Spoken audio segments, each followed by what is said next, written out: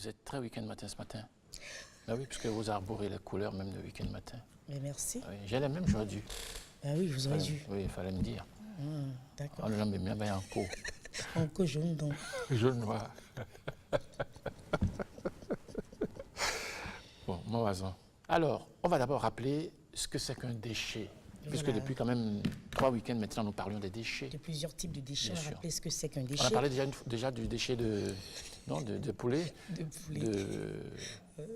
De bœuf. Non, pas de bœuf. Là, c'est de ça qu'on veut parler maintenant. Ah, c'est de bœuf dont on avait des parlé. Déchets d'abattoir, des poulets, des poissons. Des poissons, voilà. On avait parlé donc dans des les poissons, marchés. des poulets et puis maintenant d'abattoir. D'abattoir, voilà. Abattoir, nous donne une aussi. Oui, bon, il y a tout ça Bon, dedans. demain. Mais il y a le porc, mais on ne parlera pas du porc aujourd'hui. Oh, alors sous des mains. Bien sûr. Dans les abattoirs, on trouve un peu de tout, hein, en fait. Nous abattoir. Actuellement. Nous Nous y va abattoir. Et nous abattoir. Ils ramènent ça après dans les abattoirs. C'est ça. Donc aujourd'hui, on parle des déchets d'abattoir, comme vous l'avez annoncé. On va déjà commencer à rappeler ce que c'est qu'un déchet. Alors, voici la définition du déchet donnée par la loi. Est un déchet tout résidu d'un processus de production, de transformation ou d'utilisation, toute substance, matériau, produit que son détenteur destine finalement à l'abandon. Un déchet est donc tout ce qui ne nous est plus en réalité utile et que nous décidons de jeter. Nous produisons en permanence une multitude de déchets et pour mieux les traiter, les déchets sont classés par catégorie en fonction de leur nature, de leur provenance ou encore de leur caractère plus ou moins toxique. On va dire qu'il y a les déchets ménagers, il y a des déchets qui sont catégorisés comme des déchets extrêmement dangereux, il y a des déchets donc moins dangereux. Les déchets ménagers sont beaucoup moins dangereux. Ce sont les déchets que nous produisons dans le cadre de notre vie quotidienne et familiale, les restes repas, les emballages, les papiers, les verres et bien d'autres. Ces déchets sont en général collectés par la commune puis traités dans les centres spécialisés. Il y a les ordures ménagères qu'on peut bien évidemment incinérer, qui peuvent être transformées plus tard en électricité et en vapeur pour pourquoi pas chauffer des logements. Il y a les déchets recyclables qui sont triés, qui peuvent être transformés donc en de nouveaux produits. Aujourd'hui spécialement, nous parlons donc des déchets d'abattoir, Stéphasia. Et quand on a un déchet, va. Mais le déchet d'abattoir. Non, mais un déchet d'abattoir, non, le déchet. Déchets. Aux temps aussi. Oui, ils ont d'arrêt. Ça, c'est pas du tout. C'est pas vous du êtes tout jetable, gentil. c'est pas gentil. On a fini avec vous. La vaisselle dite, quoi. Bon, allez, les déchets d'abattoir. Alors, les déchets d'abattoir sont des déchets biodégradables définis ainsi, partie du corps animal découpée lors de la préparation des carcasses pour le commerce alimentaire. Ces déchets proviennent entre autres des abattoirs, des restaurants, des boucheries ou encore des fermes.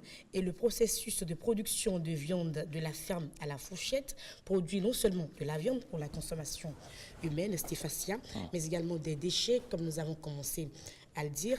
La nature et la quantité des déchets varient à chaque étape, mais ceux-ci comprennent déjà les carcasses d'animaux morts, les parties d'animaux non comestibles, les os, le cuir et pourquoi pas le sang. Nous avons fait un tour dans quelques abattoirs de la ville de Cotonou et nous avons vu quelques bouchers. Nous allons vous inviter à suivre Rachid Garba, il est boucher. Il nous dit un tout petit peu ce que deviennent ces déchets lorsqu'on finit donc d'avoir les animaux, lorsqu'on finit donc d'égorger les animaux. Qu'est-ce que ces déchets-là deviennent? Suivons-le. Après la bataille des bœufs à l'abattoir, les nutriments, les cornes, dans le vieux temps, ça se jetait.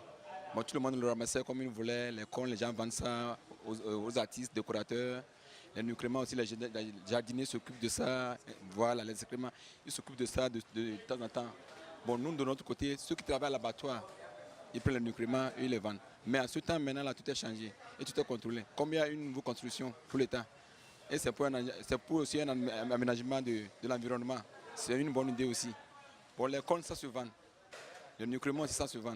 Tout ce qui est à l'abattoir, de la bataille à la finition, les excréments, tout ça se vend.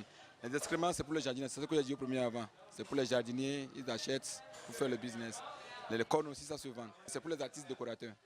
Ils prennent les cornes, ils font des dessins là-dessus. Ils font même des tables, ils fabriquent même des tables artisanales avec ça.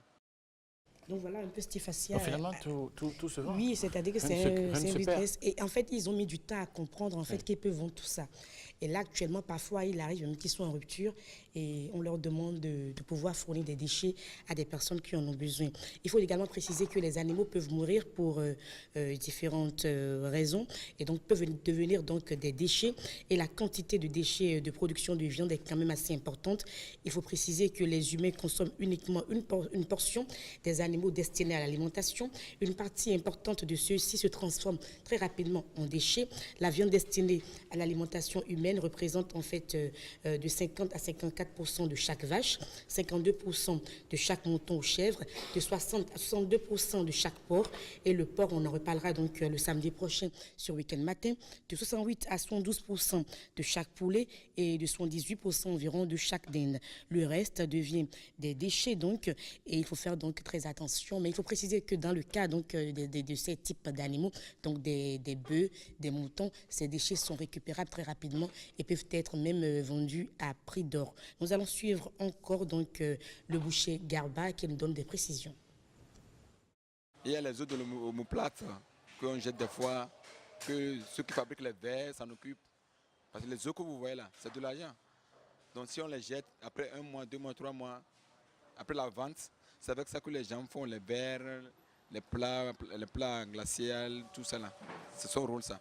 Mais le nuclément, c'est pour les jardiniers. Les cornes, c'est pour les artistes décorateurs. Par exemple, vous prenez 4 cornes maintenant, avec une tablette, là, vous placez les cornes là-dessus, ça forme une table automatiquement. Et c'est décoré, c'est bien joli, c'est bien à voir et ça rapporte beaucoup d'argent aussi. Si nous finissons les travaux ici chez nous, les déchets là, comme notamment les petits eaux là, les gens viennent faire la commande. Avant, c'est jetable. Mais maintenant, là, les gens ont compris le jeu maintenant. Ils achètent pour leurs chiens à la maison, les chiens bergers, les chiots, etc., etc. Donc, présentement, rien n'est facile, rien à jeter maintenant dans la boucherie. Tout ce qui trouve dans la boucherie, c'est de l'argent. L'endroit est nettoyé, même les tables sont nettoyées, lavées correctement et désinfectées. C'est ça le problème. Parce qu'il n'y a pas de souci pour ça. Et c'est payant aussi. On met l'eau de javel dans l'eau avec certains produits de lavage hygiénique là. Vous-même vous comprenez. Et c'est bien contrôlé par l'État. Voilà, donc c'est un secteur assez bien contrôlé par l'État béninois et donc dans la plupart des boucheries que nous avons eu l'occasion de sillonner, il y a quand même l'hygiène et la propreté règnent également en maître, même s'il reste encore quelques petites choses à parfaire. Et comme vous avez suivi le boucher, ces déchets-là, il y a également des jardiniers qui les utilisent donc pour pouvoir faire pour nourrir les plants justement. Et nous allons suivre justement un jardinier qui récupère les excréments, donc les fientes, pour en faire quelque chose de très bien. Nous avons un endroit précis que nous irons ramasser ça et on paie ça. Maintenant, arrivé sur le site, on fait l'état et à chaque semaine, on arrose. Donc 1 mois après, on fait le retournement. Après 1 mois, on fait encore le 2e retournement et le 3e mois, on fait le 3e retournement et ça devient mûr. Le retournement là, donc on fait déplacer le tas. Si c'est ici maintenant, on fait déplacer ça vers là-bas. 1 mois après, on fait déplacer ça ici. Et 4 mois et 3 mois, ça commence par se décomposer. Le retournement, ça permet la matière de vite se dégrader. Après les 3 mois là, ça devient le compost. Et c'est mieux, on peut utiliser ça sur les planches. Voilà un tout petit peu un jardinier qui donne des précisions sur ce que ces déchets-là servent à faire donc du côté agricole. Il faut préciser que les déchets sont une contrepartie inévitable des activités humaines. Les ménages comme les industries, les commerçants, les artisans ou les autres activités économiques en produisent. Il faut juste préciser qu'il faut développer des politiques assez intéressantes pour gérer ces déchets-là pour le bien-être des populations. Stéphania. Merci beaucoup.